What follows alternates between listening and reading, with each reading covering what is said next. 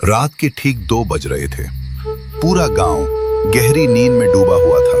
चारों तरफ सन्नाटा, सिर्फ दूर कहीं कुत्तों के भौंकने की हल्की आवाज। तभी अचानक पुलिस सायरन की तेज आवाज पूरे गांव में गूंज उठी। पीऊ पीऊ। लोग चौंक कर उठ गए। किसी ने दरवाजा खोला, किसी ने खिड़की से झांक कर देखा। इतनी रात को पुलिस? क्या हुआ होगा? किसको पकड़ने आई है? धीरे धीरे पूरा गांव बाहर निकलने लगा और तभी धूल उड़ाती हुई एक नहीं, दो नहीं, पूरी 5 पुलिस गाड़ियां गांव के बीच आकर रुकी। गाड़ी का दरवाजा खुला, धीरे से एक जूता जमीन पर पड़ा, फिर दूसरा, और फिर गाड़ी से बाहर उतरी एक महिला अफसर। कड़क यूनिफॉर्म, सीधी चाल, आंखों में तेज। नाम आईपीएस सीमा वर्मा। उसकी नजर पूरे गांव पर घूमी, जैसे वो किसी को ढूंढ रही हो। एक सिपाही तेजी से उसके पास आया। मैडम, लोकेशन कंफर्म है, आरोपी इसी गांव में छिपा है। सीमा ने धीरे से पूछा, कहां? सिपाही ने हाथ उठाकर दूर एक झोपड़ी की तरफ इशारा किया। वो आखिरी झोपड़ी। सीमा की नजर उस झोपड़ी पर पड़ी और उसके कदम अचानक रुक गए। उसकी सांसें भारी हो गईं, आंखों में एक अजीब सा भाव, जैसे वो जगह उसके लिए नई नहीं थी, बल्कि बहुत पुरानी थी, बहुत अपनी थी। वो सिर्फ एक झोपड़ी नहीं थी, वो उसके अतीत का घर था। सिपाही बोला, मैडम, ऑर्डर दें तो दरवाजा तोड़ दें? सीमा ने तुरंत हाथ उठाया, नहीं, मैं खुद जाऊंगी। गांव वाले आपस में फुसफुसाने लगे, कौन है अंदर? किसको पकड़ने आई है? कहीं रमेश तो नहीं? ये नाम सुनते ही सीमा का दिल जोर से धड़क उठा। रमेश? उसका दिमाग पीछे जाने लगा। 10 साल पहले उसी झोपड़ी के अंदर एक लड़की किताब लेकर बैठी थी, आंखों में सपने, और सामने एक लड़का, थका हुआ लेकिन मुस्कुराता हुआ। सीमा, आज फिर रोटी जल गई। लड़की हंस पड़ी, तो क्या हुआ, साथ में खा लेंगे? दोनों जमीन पर बैठे एक ही प्लेट में खाना खा रहे थे। रोटी कम थी, लेकिन खुशी बहुत थी। लड़की बोली, एक दिन मैं बड़ी अफसर बनूंगी। लड़का हंसा, और मैं तेरे लिए चाय बनाऊंगा मैडम जी। दोनों हंस पड़े। वापस वर्तमान। सीमा की आंखों में हल्की नमी थी, लेकिन उसने खुद को संभाला। ड्यूटी पहले, इमोशन बाद में। वो धीरे धीरे उस झोपड़ी की तरफ बढ़ी। हर कदम के साथ उसका दिल और तेज धड़क रहा था। क्या सच में वो वही है? क्या आज इतने सालों बाद आमना सामना होगा? गांव वाले चुप हो गए। सबकी नजरें उसी पर थीं। सीमा झोपड़ी के सामने पहुंची। दरवाजा पुराना था, थोड़ा टूटा हुआ। उसने हाथ उठाया और धीरे से खटखटाया। ठक ठक। अंदर से आवाज आई, कौन है? सीमा की सांस रुक गई। कुछ पल वो कुछ बोल नहीं पाई। फिर उसने खुद को संभाला। पुलिस, दरवाजा खोलो। अंदर हलचल हुई, कदमों की आवाज। दरवाजा धीरे धीरे खुला, और जैसे ही दरवाजा पूरा खुला, दोनों की आंखें एक दूसरे से मिली। समय रुक गया, हवा थम गई, और सामने खड़ा था रमेश, और सामने आईपीएस सीमा। रिश्ता बदल चुका था, लेकिन एहसास अभी भी जिंदा था। दरवाजा धीरे धीरे खुला, और जैसे ही दोनों की नजरें मिली, समय जैसे थम गया। रमेश की आंखों में हैरानी थी और सीमा की आंखों में दबा हुआ तूफान। कुछ सेकंड कोई कुछ नहीं बोला, सिर्फ हवा चल रही थी, और उस हवा में 10 साल पुराने रिश्ते की खुशबू थी। रमेश ने धीरे से कहा, आप? मैडम? ये एक शब्द सीमा के दिल में सीधा चुभ गया। मैडम, जो कभी सिर्फ सीमा थी, आज एक पद बन गई थी।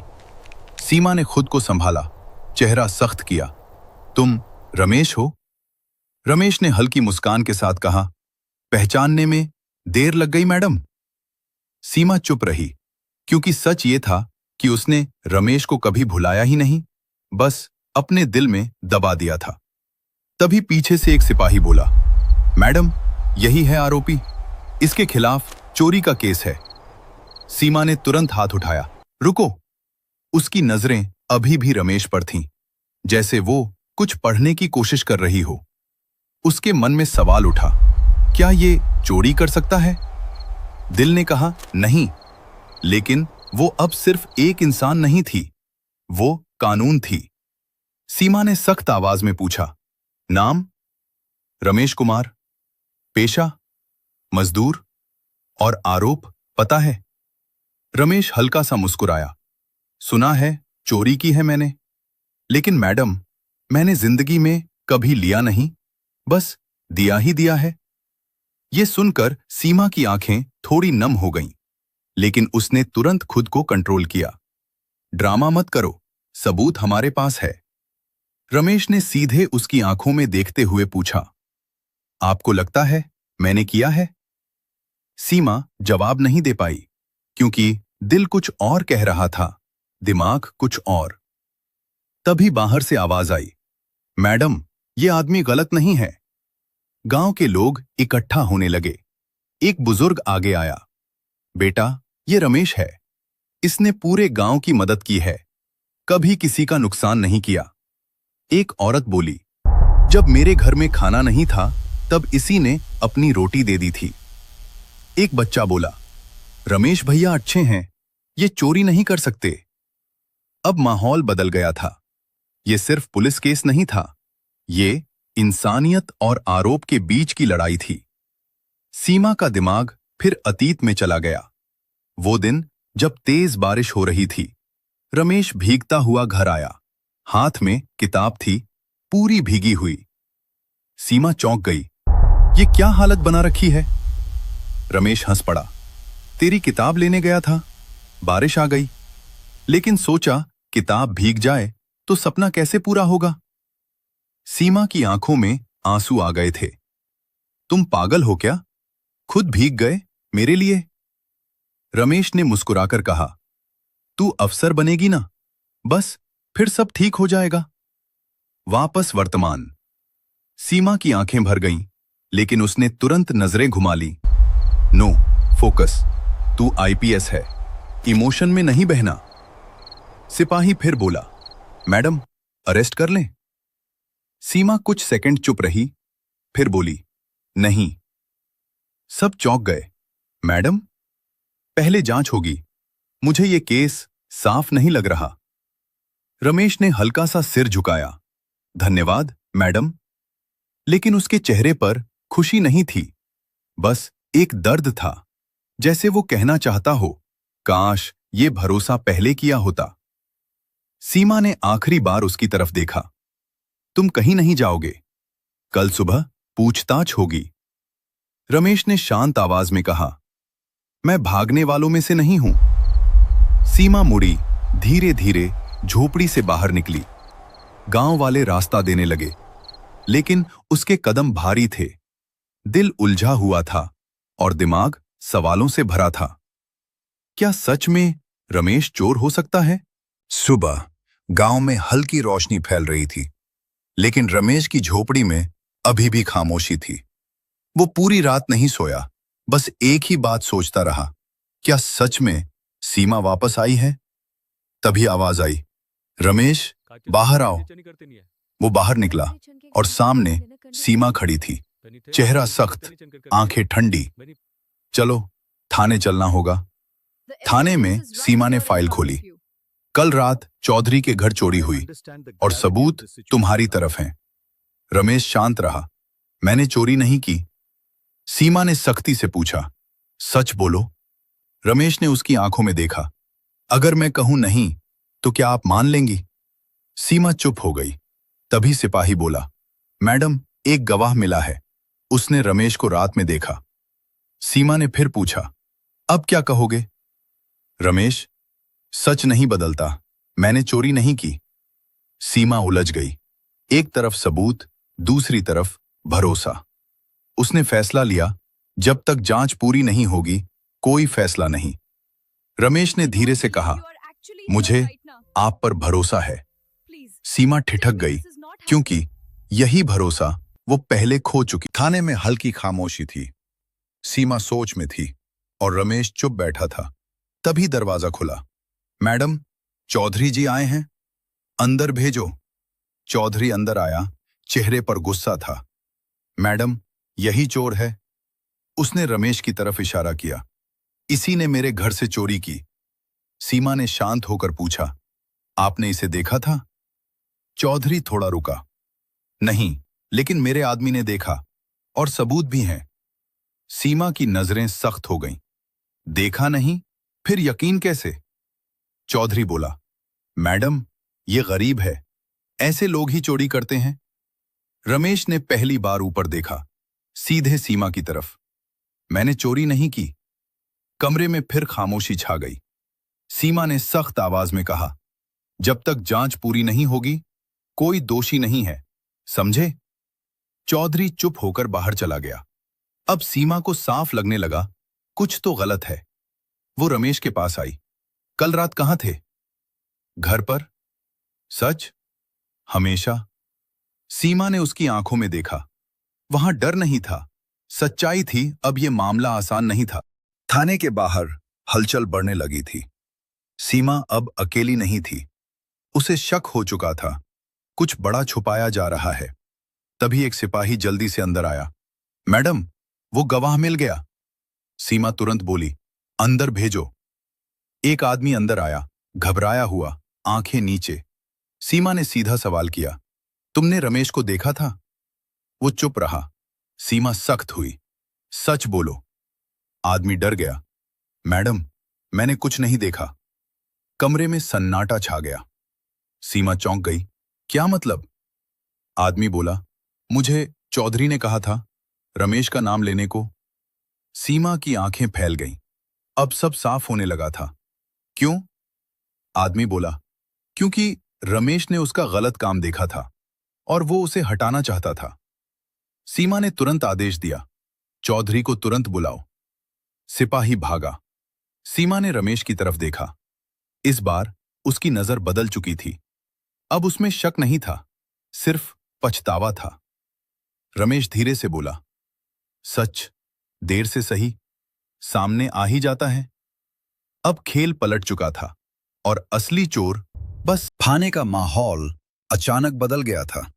अब सबकी नजर एक ही आदमी पर थी, चौधरी। दरवाजा खुला, वो अंदर आया। इस बार चेहरा उतरा हुआ था। सीमा ने सख्त नजरों से देखा। बैठो। चौधरी चुपचाप बैठ गया। सीमा ने फाइल बंद की और सीधे पूछा, झूठ क्यों बोला? चौधरी घबरा गया। मैडम, मैं समझा नहीं। सीमा तेज हुई। गवाह सब बता चुका है। रमेश को फंसाया गया है। चौधरी के चेहरे का रंग उड़ गया। कुछ पल वो चुप रहा, फिर बोला, मैडम, वो आदमी झूठ बोल रहा है। सीमा टेबल पर हाथ मारते हुए, बस अब सच बोलो। कमरे में सन्नाटा छा गया। चौधरी पसीना पोंछने लगा, फिर धीरे से बोला, हां, मैंने ही करवाया, लेकिन चोरी के लिए नहीं। सीमा ने तीखी नजर से देखा। तो क्यों? चौधरी बोला, क्योंकि रमेश ने मुझे देख लिया था। मैं सरकारी जमीन पर कब्जा कर रहा था। अगर वो सच बोल देता तो मैं बर्बाद हो जाता। सीमा चुप हो गई। अब पूरा सच सामने था। एक गरीब आदमी झूठे केस में फंसाया गया था। सीमा ने आदेश दिया, चौधरी को हिरासत में लो। सिपाही आगे बढ़े।